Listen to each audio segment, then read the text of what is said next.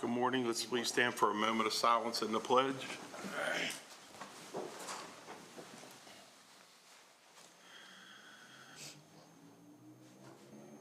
And now the pledge.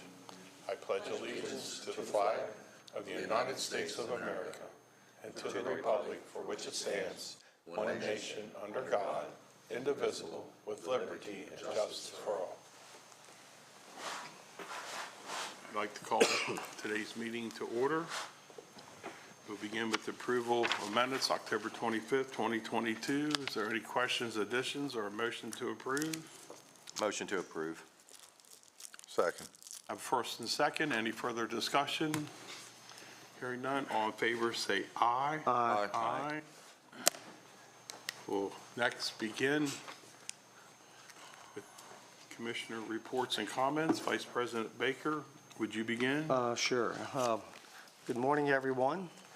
Just like to comment on the Mummers Parade this past Saturday. What a great evening, what a great crowd.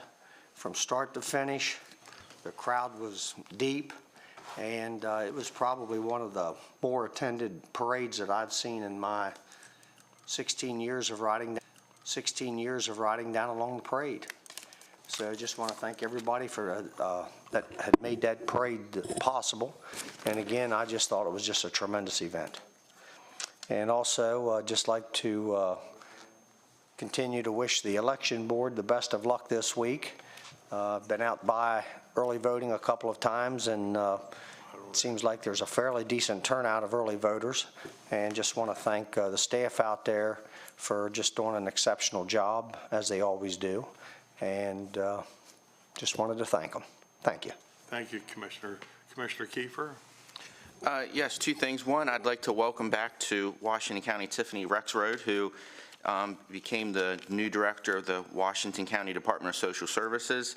We had a hand in that selection, and I'm the commissioner that serves on the board for the DSS. And I can tell you, I believe the board and the staff that I've spoken to are very happy to see Tiffany return and fill that role. Best of luck. Congratulations to Mike Piercy, who stepped down as director of DSS for another position within state government, and I know he'll do a good job there as well. And finally, I'd just like to offer my condolences to the Bowman family who lost their son Seth last night in a car accident. Seth and the Bowman family are a Hancock family. His mother delivers my mail. His aunt is a colleague of mine, so just wanted to offer my sympathies to the family. That's all. Thank you. Commissioner Burkett. Good morning, Washington County. Since I've been sitting on this board, I've heard about the teacher shortage and the sub shortage, and so I decided last fall to start the process of becoming a sub. And yesterday was my second day to serve in a classroom. Was an interesting day, to say the least. And I just want to say thank you to all of our Washington County teachers for the work you do. And it's a tough job. There are a lot of behavior issues happening within our schools that the teachers deal with on a daily basis. And the teachers really need to have the power to give consequences back. You're not allowed to take cell phones. Anyway, we need to restore order in our classrooms. I'm hoping to get out to the school board meeting tonight and just express some of the things that I saw yesterday. I would challenge this board and maybe even the school board that if you've not served as a teacher before, to become a sub for a day and go out and teach a class and see what's happening in our schools. I don't think the answer is as much we need more counselors as it is the teachers need to be able to have more power to take control of their classrooms back.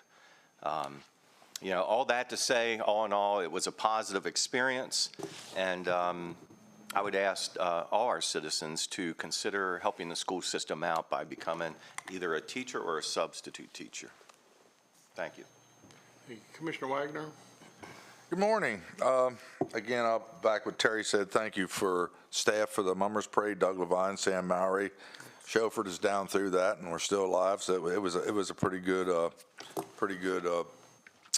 evening all in all. I also want to congratulate everyone, staff. Thank you, staff, for recruit class 2 and 3 in Emergency Communication Academy, class 19 and 20. The training center last week had their first graduation out of the new training center. Dave Hayes sitting there in the audience, and some other staff, and it was a really nice event, and I mean that. That training center is worth every nickel of it at this point, and I know we're going to keep building on it. But congratulations to that class, both classes. It was a proud moment for everybody there. Appreciate it. Thank you. Thank you. I too attended the recruit graduation down training center. It's a state-of-the-art facility, and I hope we sure can finish it sooner than later with the funding. Special thanks to everyone who conducted that. Director Hayes made that event possible. Best wishes to all the graduates. I too participated in the Mummers Parade. Special thanks to Doug Levine, Sam Mallory, and Krista, and the Alsatia Parade for organizing, bringing that event back. If you recall, the commissioners are a sponsor of that event, and it's glad to see that come back to our community. And that concludes my comments. Mr. Hayes, do you have staff comments today? I'll give you guys after him. Okay. Good morning, Commissioners. David Hayes, Director of Emergency Services. I wanted to come forward here today to acknowledge what has been about a year-long process, and that is the completion and today the execution of the first contract with the local firefighters union 1605. As you know, back in 2019 and 20, the county recognized the IAFF local 1605 as the bargaining unit for the county's field staff from the captain level and down. County Attorney Downey, our legal counsel Eric Paultel, and myself, along with the negotiating team, Justin Malott, who is the president of the IFF Local 1605, our staff, Kelly Smith, captain, Terry Doyle, captain, and Sean Hardsock, captain, met for 12 months. I'm happy to report that those negotiations were amicable, and I think the end result is a product we can all be proud of that is both fiscally responsible for the county and its taxpayers, but is also operationally cognate of the needs of the division, and then third, takes into consideration and recognizes the importance of our county staff. So I'm here to introduce the document and ask the commissioners to execute that with those in attendance. You want us to sign it here today? I believe This is the contract that was presented several weeks ago that the commissioners approved and ratified. This is here today for a signing ceremony. Okay. Would any of your guests want to speak first? Come up forward and talk, or? Good. ready to sign. Yep, indeed.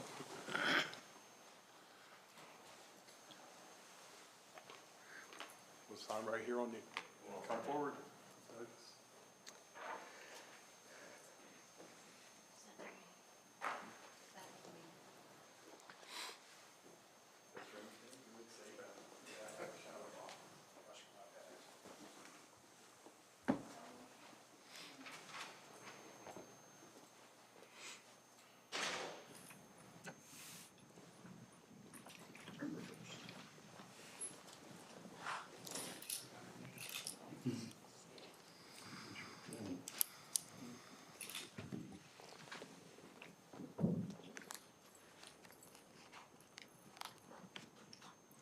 You're welcome.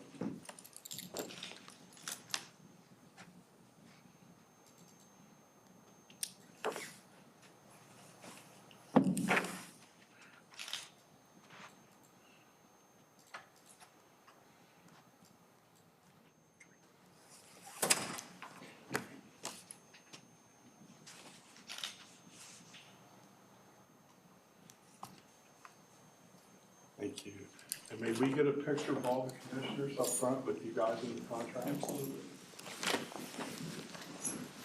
First, you'd be welcome to. You guys in the middle?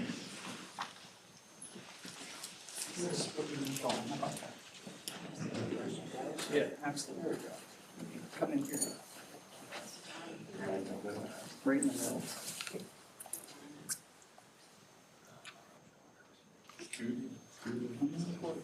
You're closer to Jeff. Yeah.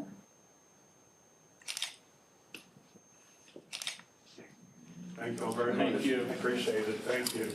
Thank you. Be safe out there. Thank you. Thank you. Thanks, guys. Hands in order. That's all right.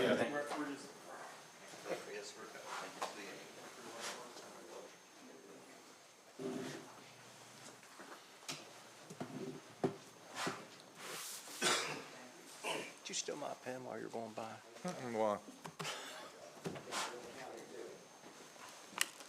Yeah, there's one if you need one. No, I got one in my pocket, but. Is there any other staff reports in the audience? If not, will County Attorney Downey, anything from you? Yes, good morning, Commissioners. Received a letter from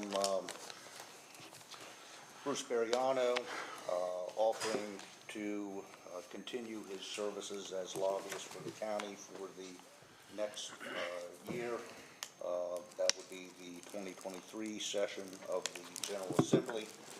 He is offering to serve as lobbyist on the same terms and conditions that he has in the past, offering a fee of $10,000 plus reimbursement for reasonable necessary expenses. He has, in the past, kept the commissioners informed regarding certain matters of importance to the county in Annapolis, as well as assisted with the passage of the county's legislative items when they come before the General Assembly, including testifying at times on our behalf when our bills are up for hearing before certain committees. He does provide feet on the ground for us in Annapolis during the session of the General Assembly. He is able to provide for coordinating meetings and providing access to legislative leaders when necessary to advance the county's agenda. Okay, you need a motion to approve that contract? Yes. Is that right? Have we ever looked outside of him for, or has he just always been the go-to guy? He's traditionally been the one who's represented the county. There are other lobbyists, obviously. The reason I ask that is, during the last cycle, I just received emails from him with updates. Do we know exactly what he did, or? Well, he provides updates regarding, obviously, matters that he thinks would affect the county's interest. As indicated, he has, at times when necessary, appeared on our behalf when our bills have come up for hearing, or when other bills that impact the county, particularly, he's been able to provide testimony when we haven't been able to be in Annapolis to do that. And I Did he think do that during the last cycle? most recently, he helped us schedule the meeting in January with the Secretary of Transportation, or was it January when you guys went? It was last December, actually. Yeah, December. He was there helping us. I wonder if it might be possible I know we're under a time constraint, but we have a new board that will be taking office, I believe December 6th. Should this be a decision the next board makes rather than this board, since they'll be working with them, and maybe that would allow enough time to have other options come back to us for lobbyists. I would be a no with Mr. Bariano. I have trouble rationalizing how the lobbyists with the second largest clientele list wouldn't have competing interests from time to time representing different jurisdictions or different entities. And I'd like to see who other lobbyists might be to work on our behalf. You know, we're doing a lot of things. We maybe should wait to the honor board. I'm going to motion to approve it. And is there a second? Second. I have a first and a second. Is there any further discussion? All in favor, say aye. Aye. Opposed? No. 3-2. Thank you, Kirk. Kirk, any other legal business? Nothing else. Tricia, Krista? I with the Housing Authority of Washington County requesting you accept the recommendation to reappoint Adoshi Badeki and William Beard each to serve a second 5-year term through November 30th, 2027. Motion to approve. Second. Any further discussion? Hearing none, all in favor say aye. Aye. Krista, anything else? Yes, Washington County Board of Social Services requests that you accept the recommendation to appoint Dana Patoni to serve an unfulfilled term through June 30th, 2023, and that you reappoint Bridget Jones Smith to serve a second term through September 30th, 2025. Commissioners, Motion to approve. is there a second? Second. All in favor say aye. Aye. Thank you very much. One more. The Washington County Surplus Funding Committee, it's the ad hoc committee, and they're requesting you accept the recommendation to appoint Selena Wilkes to serve as Commissioner Baker's representative on the ad hoc committee. Motion to approve. I think- Is there a second? Am I allowed to second? Yeah. Second. Any further discussion? All in favor say aye. Aye. Thank you very much. That's all I have. County Administrator, report. Thank you, President Klein. Good morning, Commissioners. Just a few matters. I wanted to officially welcome on behalf of county government Michelle Gordon, who started this week as our new CFO, Neil Doran, our new airport director, and Jonathan Horowitz, who has been with us for a few years, has started his role as the Director of Business Development. So they all started this week. Michelle is actually in orientation this morning, so she's not here, but she is upstairs, so we'll bring her into the next meeting. Kelsey is here, just so we have any financial questions. So Kelsey, I want to thank you for everything you've done in the past year. Kelsey was our interim director, and I just wanted to thank you publicly and from me. Okay. And there's, obviously, next week's the election, so we'll have no county commissioner meeting next week. So our next meeting will be on November 15th. That's all I have. Thank you. Any other staff I missed? If not, we'll move forward to citizens' participation. Is there anyone here for citizens' participation? Right, seeing none. Next, we'll move forward to proclamation for Operation Greenlight. Are those folks here? I don't think he's here yet. I don't believe. Okay, if not, we'll wait and go convene this Board of Health and come back to the other item. Gentlemen, please introduce yourself. You need a motion to You're gonna make a convene. motion to convene. A motion to convene as Board of Health. Motion to convene as Board Second. of Health. First and second, all in favor, say aye. Aye. Thank you. Earl Stoner, Health Officer, Washington County Health Department. Dan Triplett, Administrator for the Washington County Health Department. All right, good morning. We are here to seek approval for a one-year contract to Girls Inc. To provide education for high school age kids, obviously in Washington County, to implement a positive prevention, basically the 3 Ps curriculum, and to also fund a youth advisory board. The 3 Ps is a evidence-based intervention or curriculum that basically provides sexual health education, risk reduction, those sorts of things, positive decision-making. Girls Inc. has been administering the program for a number of years. The Youth Advisory Board works with a number of other committees. Washington Goes Purple. They do cleanups along the C&O Canal and those sorts of activities that basically work as ambassadors for the program and for the issues. The RFP was published on eMaryland Marketplace and also on our website, and Girls Inc. was the sole bidder for this procurement, and the award amount would be $141,560. Commissioner comments, is there a motion to award? Motion to award. Second. First and a second, is there any further discussion? Hearing none, all in favor say aye. Aye. Thank you very much, Thank you, gentlemen. appreciate it. Thank you. Okay. Motion to reconvene the Board of County Commissioners. Motion to reconvene the Board of County Commissioners. Second. First and second, all in favor say aye. Aye. Aye. I see no one here from Operation Greenlight yet. Anyone here from the Boys and Girls Club yet? Okay, are you waiting on Addie? Okay. Gentlemen, you want to take a break or move forward with the next issue on the item? Move forward. Agenda? I vote to move forward. Move forward. That's Okay, fine. let's do the hotel rental tax request. The gentleman, if you're okay. Please come forward, introduce yourselves in the matter. Good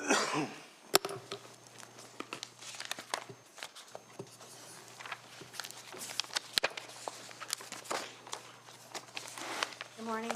Susan Buchanan, Director, Office of Grant Management, and co-presenting this morning from the City of Hagerstown, we have Rodney Tissue. We also have from Eastern Sports Management, John Black, and we have Scott Niceholm, the City Administrator, in the audience.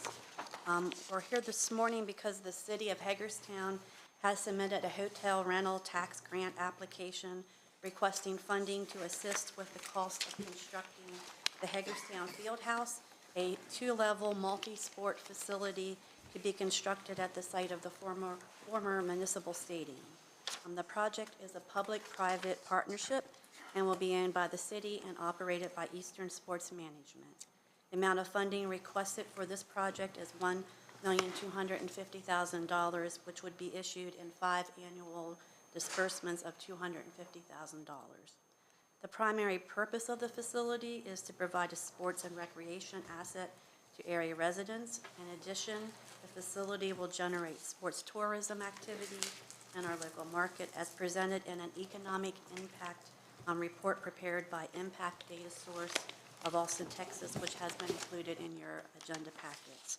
The report states the facility is expected to draw 27,648 out-of-town visitors each year. These out-of-town visitors are estimated to spend $1.4 million on lodging each year, generating an average of $110,000 in hotel rental taxes annually. The total projected cost of the project is $22 million. The remaining portion of the expenses would be paid for with a combination of state and federal grants, rental income, and funding from the City of Hagerstown. The application has been reviewed by the Office of Grant Management, and the project meets the goals of the Hotel Rental Tax Program. The current balance of the Hotel Rental Tax Fund is $973,307. I'll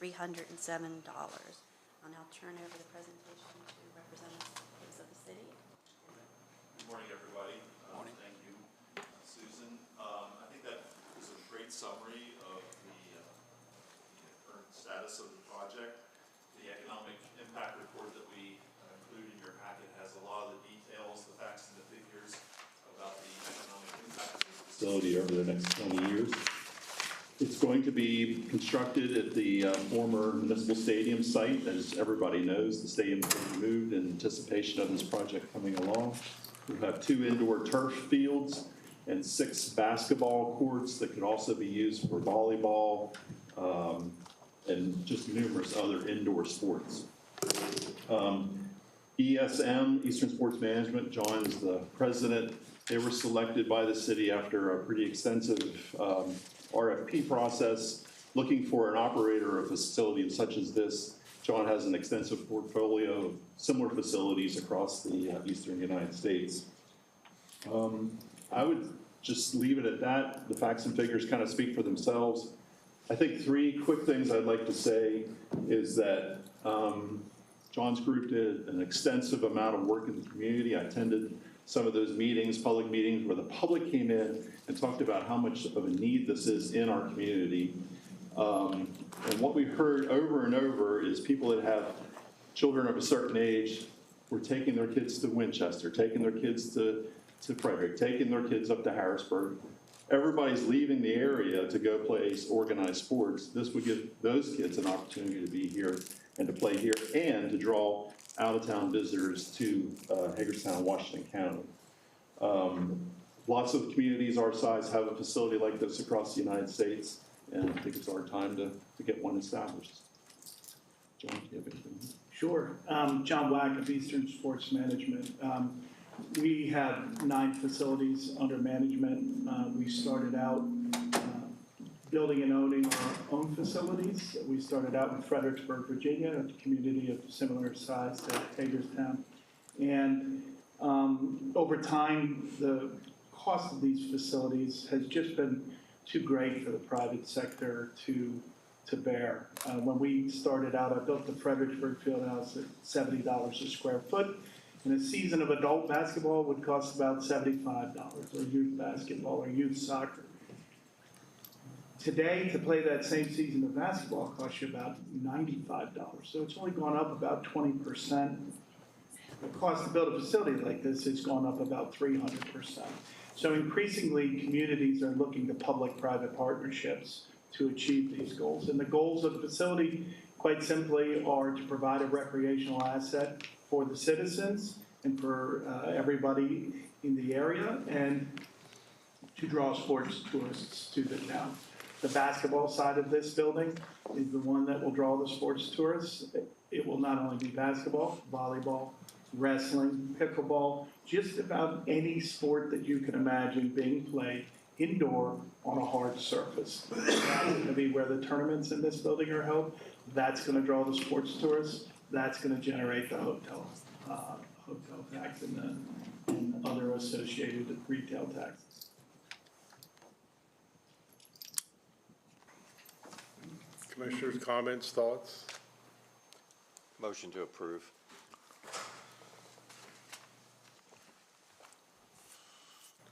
Is there a second?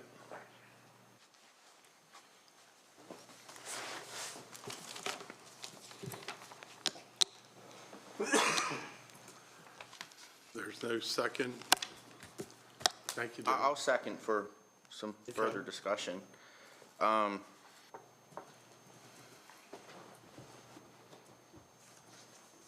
like to know my fellow commissioners' thoughts on the project.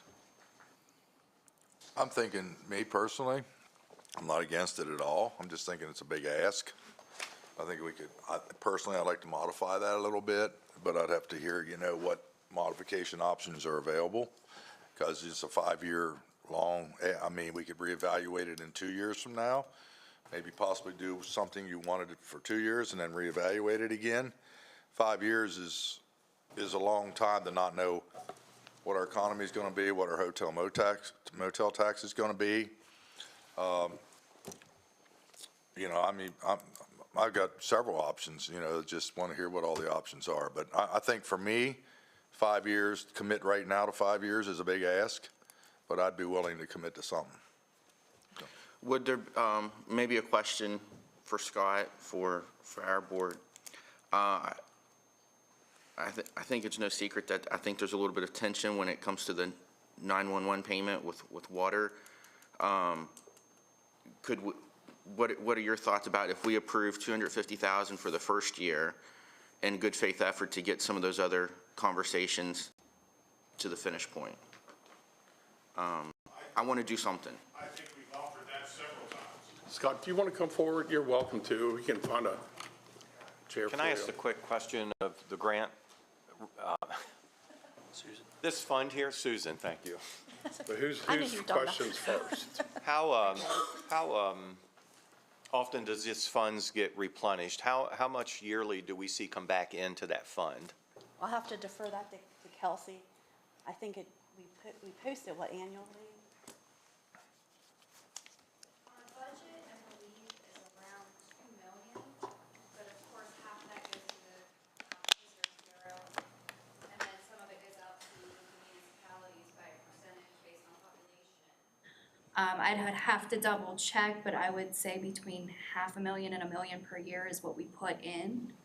And of course, we track it very closely, and with these 5-year commitments, we keep track that going into the new year, commitments that have already been made are subtracted out of that balance before we even have an available balance. This is one of those that, it's one of the few that I see that come in that give us an idea of how much money it's going to generate. And so that's kind of why I'm behind this. I will get you a more definitive figure once I get back upstairs.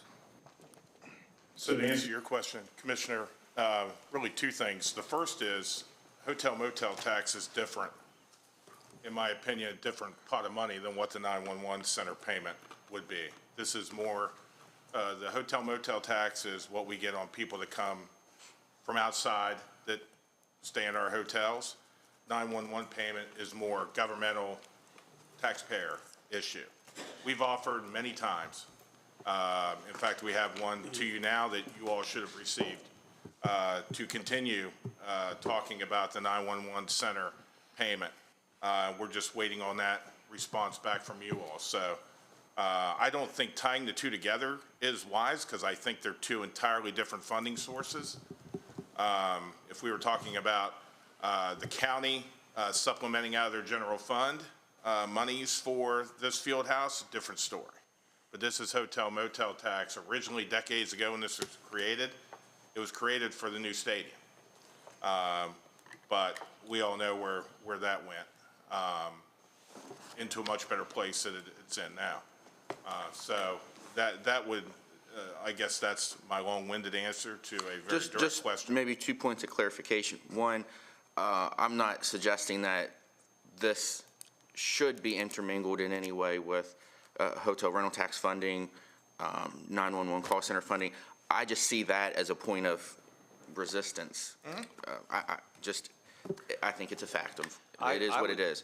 But when it comes to the water, that is an economic development issue, and I would tie the water issue sometimes that we have into hotel rental tax, because hotel rental tax is also about economic development. So I think those two could be tied more closely. Yeah, once again, John and I have talked about this many times, trying to get in front and talk about, the water situation and things that we're doing to try to free up allocation and provide more opportunity for water in the MRGA and the UGA. We just need to get it out. Yeah, and Scott's right. We have had a lot of discussions at the staff level, and we've had discussions with the elected board of county commissioners and the city council about that. We all recognize that water is a big issue. It's a big issue for the city. It's a big issue for us as well. The 911 dispatch issue is an issue that's hanging out there, and we've talked about it. It'd be my hope that we can somehow come to a resolution of that, whatever that happens to be, so the city and the county can move on from that. So I'm with you. I want to resolve that in some fashion. So I thought that when Commissioner Kiefer and myself met with Councilman Brucci and Elshire, that we came up with a good solution to that problem. Can I And it just got, interrupt and get us back on topic of what the motion is? So I have a first and a second. Is there any other discussion? All in favor, say aye. aye.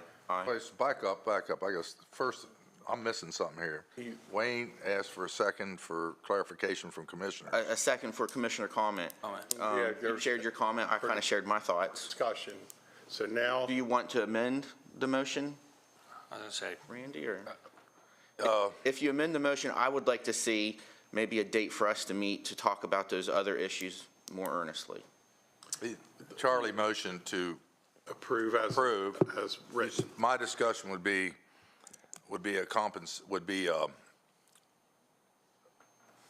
compensate and compromise a little bit from the big ask. And I actually wanted to hear a discussion from the other commissioners on that. My concerns, our balance is only 973,000, and that's what concerns me. When is that first request going to come out? I'd like to see the request lowered a little bit, not a 5-year commitment. And that's, As an example, 250 for 2 years. I'd support something like that right now, then we come back and address it later on that. We didn't know what to ask for. Yeah, that's what I thought. Gentlemen, would you like to withdraw your motions and then go back to something like 2 years? I suggested for 1 year, you suggest for 2 years, so that's fine. I would say that our hotel rental fund has been in the negative at one time. We were borrowing for future deposits. Yeah, because we funded Hitachi 1.2 million, and if something like that's laying out there that we're not aware of or not allowed to talk about, we deplete our fund balance right now. So would you gentlemen like to withdraw your motions and then resubmit another? Withdraw. Yes. To make a motion, Randy? Charlie, I think you made the first motion, correct? Yeah, withdraw it, everybody? Okay, now let's have a. I think we take a year at a time, actually. 250, motion 250 for the first year to be reevaluated on the second year. All right, is there a second for that? I'll second that. Okay, any further discussion? All in favor, say aye. Aye. Thank you very much. Appreciate it. And as to that other issue, the commissioners have received a letter that came from you, and we'll have some further discussion about that. Okay. We'll talk about that. Yeah, thank you all very much. I see the boys and girls, Addie Nardi, you've... Actually, the Dana Burrow from the Okay, Dana, Department they of here? Veterans Affairs, she's... Oh, okay, I didn't recognize you. Please come forward. Thank you. If you want to have a seat right Have there. a seat, introduce yourself and the matter.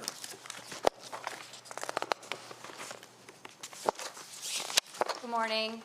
Dana Burrell, Director of Communications, Outreach, and Advocacy for the Maryland Department of Veterans Affairs. Thanks for having me this morning. Okay, and you're here to promote... I was asked to... We do have a proclamation Oh, okay. for you. Yeah, but just explain briefly what Operation Greenlight is. Operation Greenlight is, if you can explain. Absolutely. So the Operation Greenlight Initiative is a National Association of Counties initiative that runs November 7th through November 13th. Its intent is to raise awareness of locally based resources and programs for veterans across the country, but also to elevate to our veterans a message that they are seen, heard, and supported. The idea is to illuminate county buildings, businesses, homes in a green light the week of November 7th, again, as a means of showing our veterans our support for them. We have made this kind of a statewide initiative. We have 11 counties participating and illuminating county buildings next week.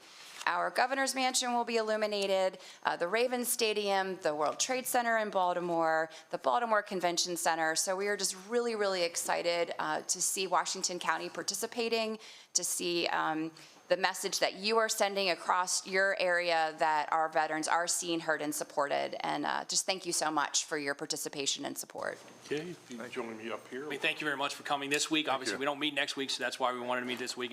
And we do have some green lights up here. If you can, I don't know if you can see it from the back, but in the dark, you can see a little bit more. But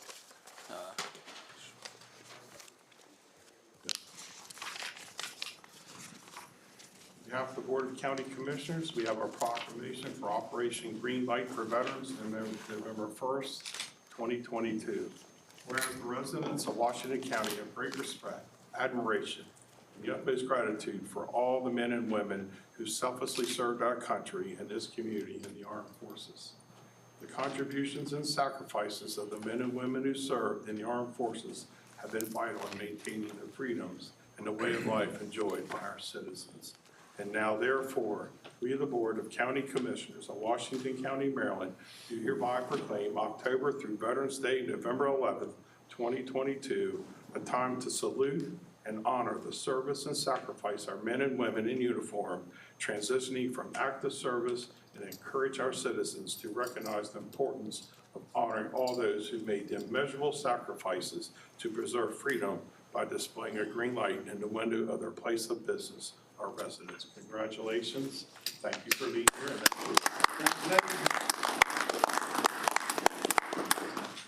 And now would you join the commissioners up front for a photo?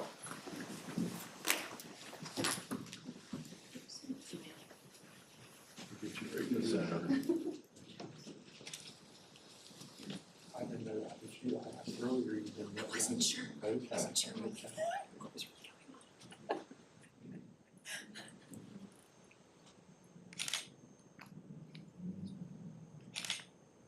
Thank you very much. Congratulations. Thank you. I appreciate it. Thank you. Thank you. Your support. Thank you.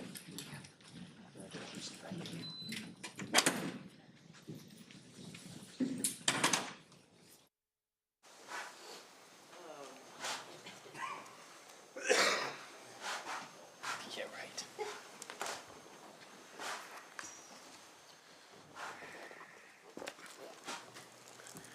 I see Addie has arrived. You would come forward and introduce the matter. Boys and Girls Club, Washington County. Good morning. Who's this gentleman with you? He looks familiar. This is Jim Stone. He is a member of our board. And he is with us, supporting us here today. So I wanted to come and talk to you guys for a few reasons. First of all, thank you all so much for giving me the opportunity to come back today. Earlier this year, we had the chance to introduce the county to our empowerment campaign. It's the rebuilding of our Pennsylvania Avenue clubhouse. And when we had talked back in February, we had discussed coming back when we were further along in our project. So we've been very busy the past 9 months, and I wanted to just update you on a few things. First and foremost, we are expecting to break ground this summer.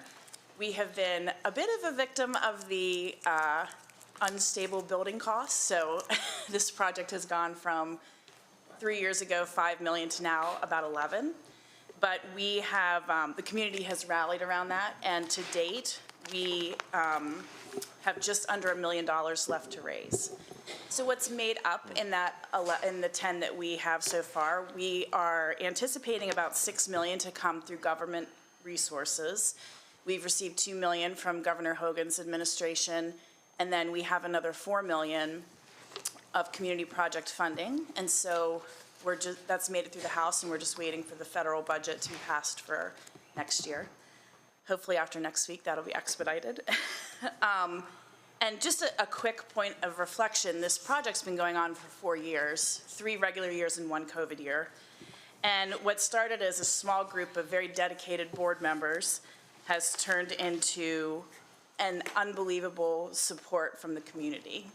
Once we started opening up our building to tours and telling people about the state of the building, we started having support and donations pour in.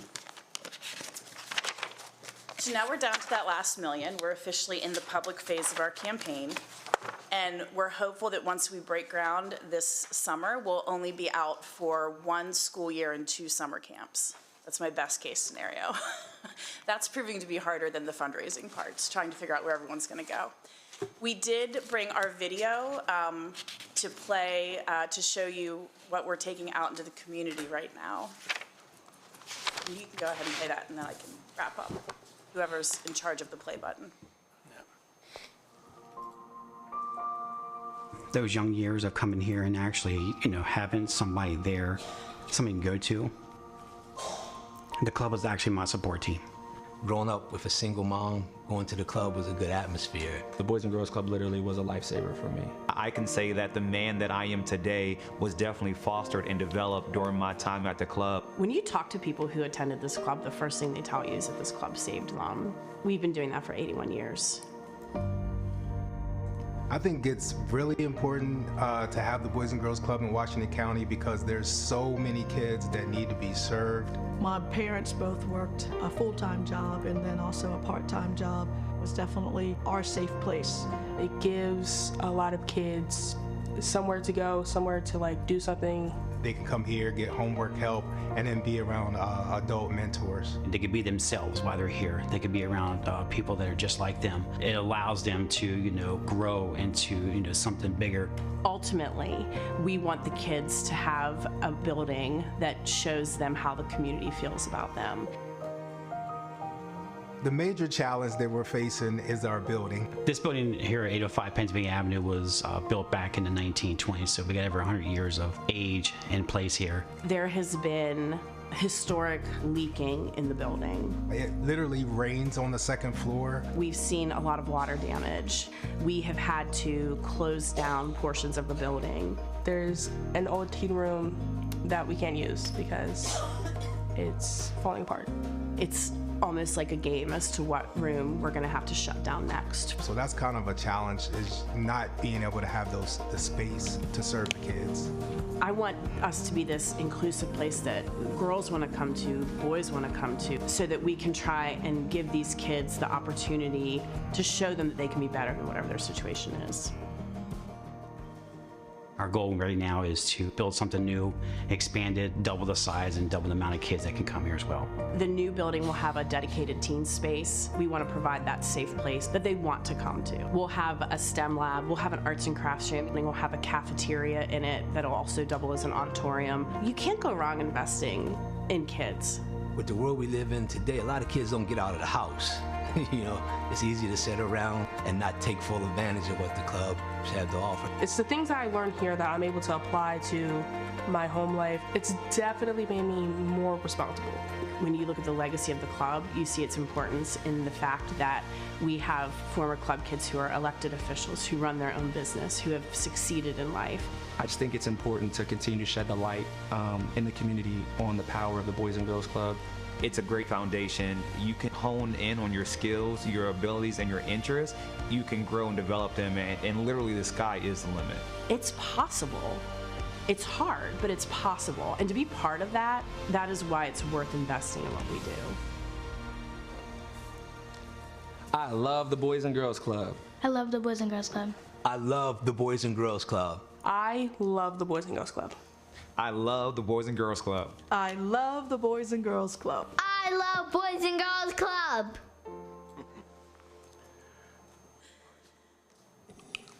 I love that video. I do have other colored blazers, though, I swear. Poor planning on my part today. So as we've mapped out this building, we have, and looked at the footprint of what we needed, we have acquired land. We had some donated to us on the south side, and then we acquired some on the north side. We're no longer landlocked, which is wonderful. The club has about 3/4 of that block to expand on. Unbeknownst to us, when we worked on the acquisition of the north lot, there was a significant amount of taxes that had not been paid on those lots. In March, when we acquired the land, it was at about $52,000 to the county. We're asking you guys today to consider forgiving those taxes. And if that's part, and that can be part of the county's contribution to the campaign. I know we had talked about coming back closer to. I mean, we're willing to talk about what it looks like, but it's a debt that we did not incur and that we were pretty far along in the process when we learned about it. Did you want to add anything, Jim? No. You know, Eddie, I'm a Boys and Girls Club guy, you know, right down the street on Bellevue, but it wasn't there then. I forget where it was at, Market House maybe. Right. It was a long time ago. I had a brief conversation for the commissioners, I don't know if they have or not, with Kirk. And, you know, it might be cleaner instead of forgiving taxes, because that sort of sets, forgiving taxes is possibly to pay the taxes, or fund you to pay the taxes. Sure. That would be something I would consider for sure.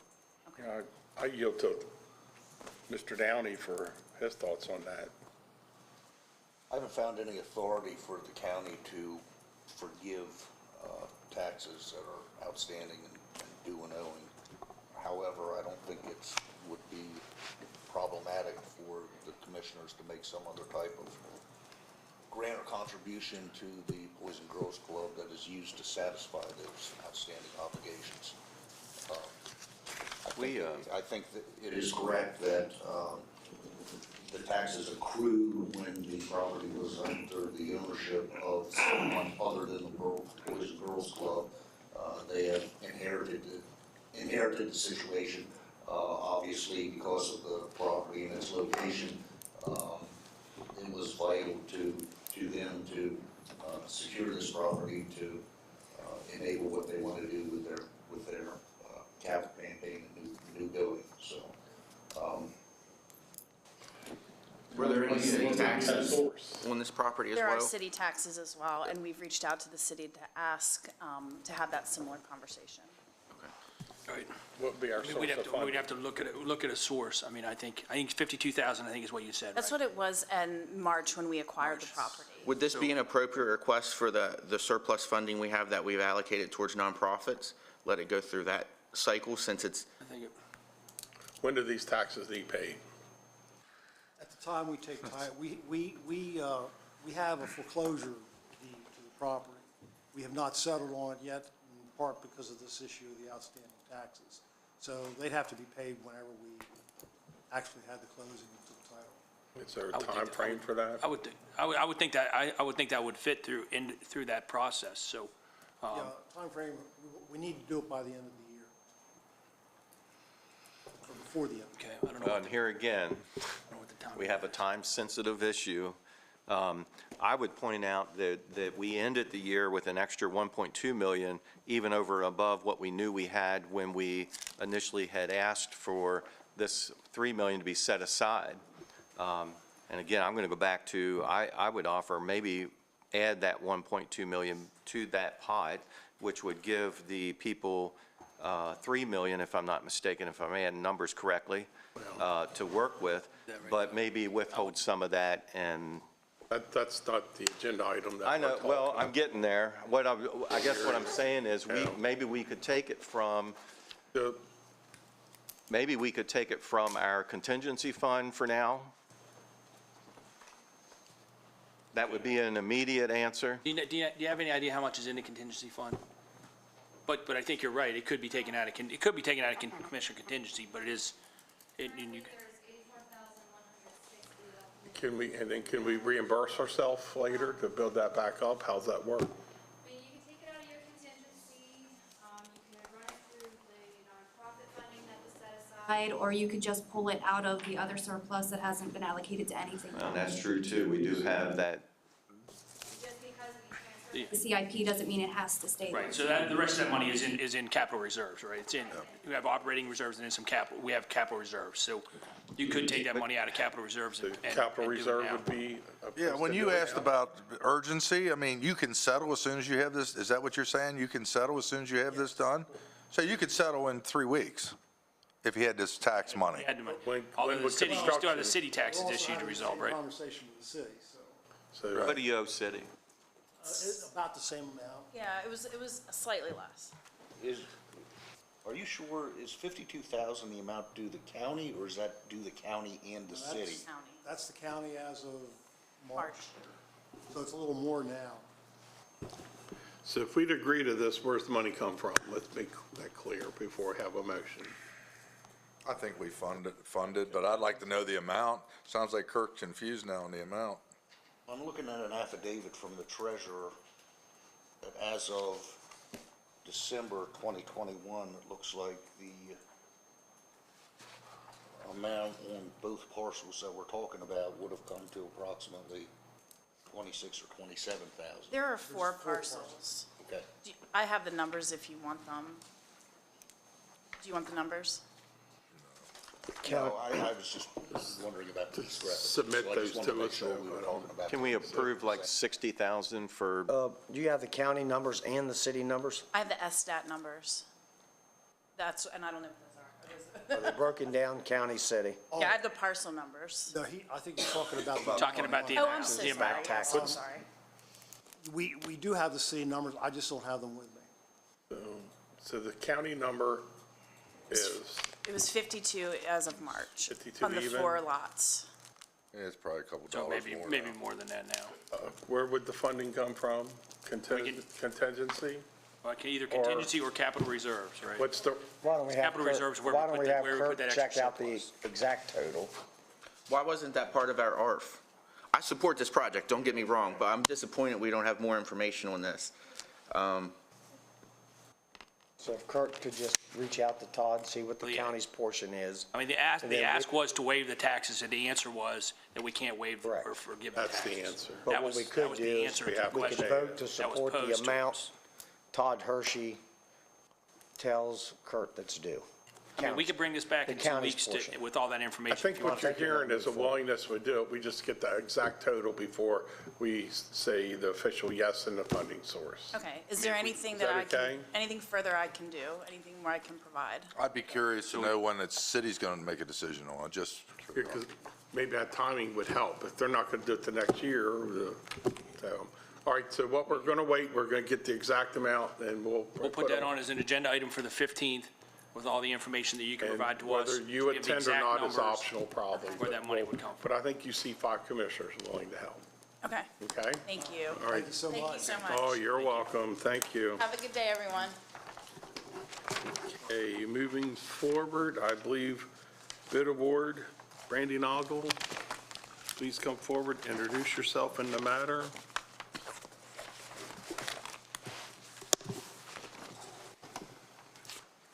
Good morning, Brandy Noggle, Buyer and Purchasing Department. Good morning, Commissioners. Eric Jacobs. Emergency Services. I'm Rick Blanford, Washington County Hazmat. The recommendation I have for you this morning is the bid award PUR 1572, the spectroscopy unit for the Division of Emergency Services. Move to authorize the approval for the purchase of one new spectroscopy unit for the Division of Emergency Services from 908 Devices out of Boston, Massachusetts, who submitted the lowest total sum bid of $98,296.11. The MX908 is a handheld mass spectrometer that identifies unknown substances in the forms of solids, liquids, aerosols, and gases at trace levels. This device has an integrated high-pressure mass spec technology that separates ions and performs analysis in a minimum time. This device will evolve for future threat detection through simple software upgrades. The device has on-site training and a 5-year warranty. The device will be stored and maintained on the hazardous materials unit for quick deployment. The county accepted bids for the unit on October 12, 2022. The invitation to bid was listed on the eMaryland Marketplace website, the county's website, and the local newspaper. 17 companies downloaded the document, and we did receive one bid as the bid tabulation stated. There is funding available for this purchase in the department's operating budget. Motion to approve. Second. A first and a second. Any further discussion? Hearing none, all in favor say aye. Aye. Aye. Thank you very much. Thank you.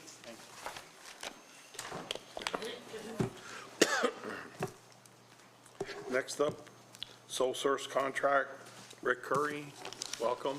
Please introduce yourself and the matter.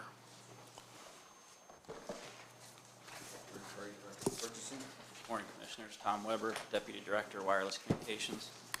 Something before you, sole source contract award PUR 1589, microwave hops to upgrade existing microwave links. Recommended motion to authorize a sole source procurement installation for wireless communication to enter into a contract with NIMS for the microwave hops to upgrade the existing 3 microwave links at a cost of $50,000 per link for a total sum not to exceed $150,000, and to reimburse NIMS for the purchase of materials for the links. NIMS is procuring the material for the radio upgrade, and the county will reimburse them for that cost. They will submit invoices showing their true cost. There is money in the budget for that project. Communication Wireless wishes to apply sections 1-106.2A, one of the Code of Public Laws of Washington County, Maryland, to procure the request. The sections state that the sole source procurements are authorized and permissible when compatibility of equipment, accessories, and replacement parties is a paramount consideration. Require 4 of the 5 commissioners in order to proceed with this procurement. If approved, the following remaining steps of the process will occur outlined by the law not more than 10 days after execution and approval of the contract under this section. The procurement agency shall publish notice of the award in newspaper of the general circulation in the county. An appropriate record of the sole source procurement shall be maintained as required. You also can see where investment impact, where the funding is budgeted at. We have concurrences. Are there any questions?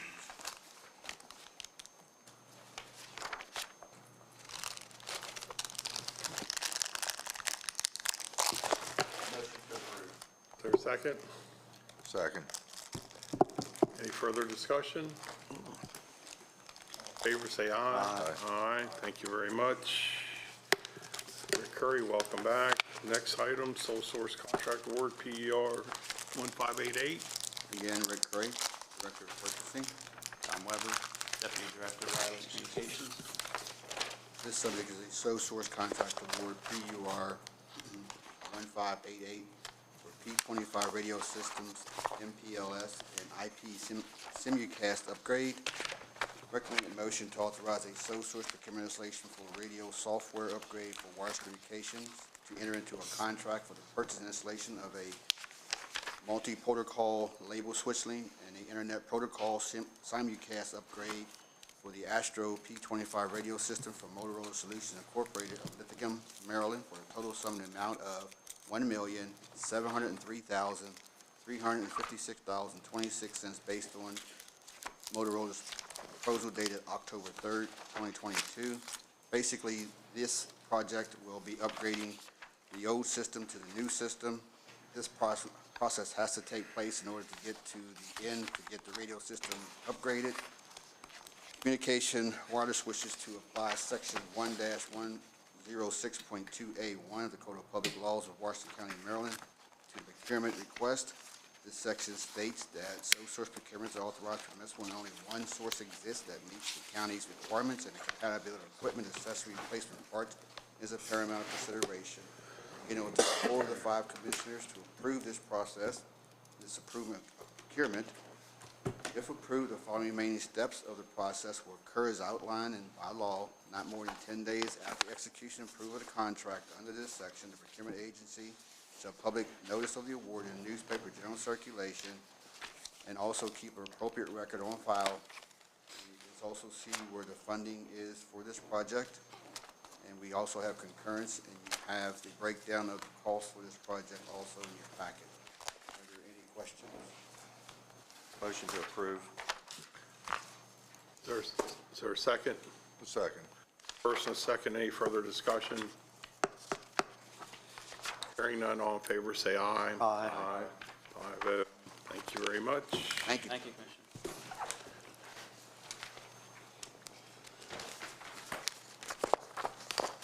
We're 10 minutes ahead of schedule. Application for zoning map amendment, RZ 21-005. I believe Mr. Downey, you're the presenter. Commissioners, this is an application for a map amendment regarding 9.92 acres located at 10319 Sharpsburg Pike between Colonel Henry K. Douglas Drive and Koffenberger Road. The requested zoning change, or the requested, the zoning is currently, the property is currently designated highway interchange. The applicant has requested that the zoning be changed to MXC, which is a mixed-use residential and commercial designation. The Planning Commission has recommended denial of this requested rezoning. The applicant is requesting the change in zoning so that the applicant can provide for multifamily housing.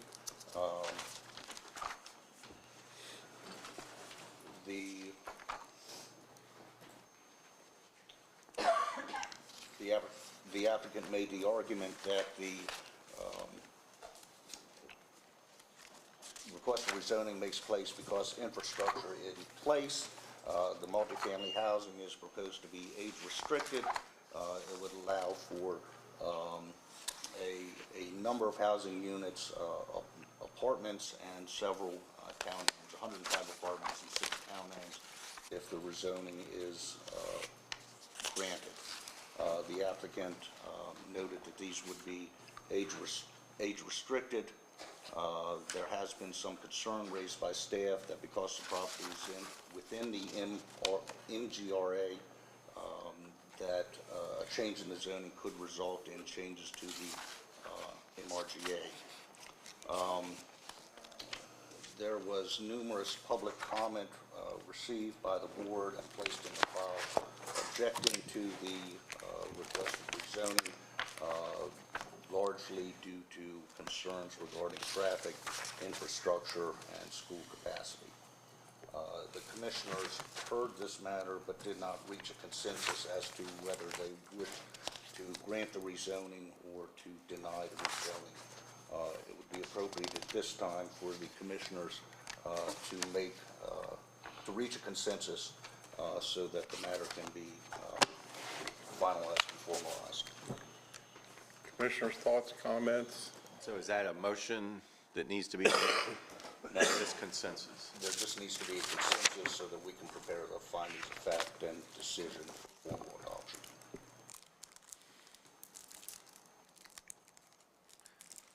I'm not in favor of it. Okay. Commissioner Wagner? Wait to see who wants. So you just need a consensus? It's a consensus to deny or approve to move forward. And then we'll bring back the Official document. findings of fact and decision. He'll draft a findings of fact and the final decision based on your consensus. Yeah, I sat in on this with the planning commission, even though I didn't vote, because I knew it was here. I heard all the concerns, which is in our packet, I'm sure somewhere. I didn't read them off. I was there when they happened. I would stick with the planning commission's decision on that. Commissioners?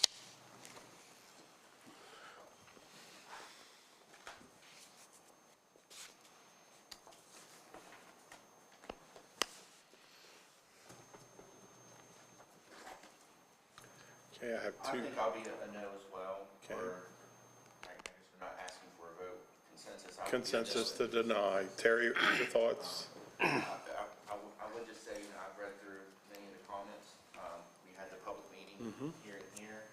We heard citizens' comments. I think by and large, the arguments against that the neighborhood made, I think is very compelling. One argument says people rent apartments when they can't afford houses. That is not an argument at all in a comment like that. It does not agree with that. That's unfortunate that was said. Okay, I have three. Other than that, Terry? I'm going to support the planning commission's recommendation. Okay, same here. So there's a consensus 5-0 to deny. Thank you. Thank you. Okay, that concludes our open session. Motion to go into closed session. Motion to go into closed session. Is there a second? First and second. All in favor, say aye. Aye. Thank you very much.